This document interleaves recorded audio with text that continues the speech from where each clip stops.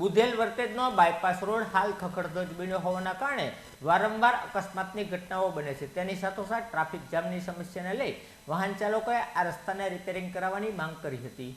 Budhel Vartej bypass road હાલ બિસ્માર બન્યો છે, જ્યાં મોટા મોટા ખાડાઓ પડ્યા છે। આ ખાડાઓના કારણે વારંવાર અકસ્માત સર્જાઈ રહ્યા છે, તો બીજી બાજુએ વાહન ચાલકોને આ ખાડાને લીધે વાહન ચલાવવું પણ મુશ્કેલ બને છે અને વારંવાર ટ્રાફિક જામની સમસ્યા થઈ રહી છે। ત્યારે આ બુધેલ વર્તેજ બાયપાસ હાઈવેને તાત્કાલિક ધોરણે રિપેરિંગ કરવા અથવા તો નવો બનાવવાની માંગ કરવામાં આવી હતી।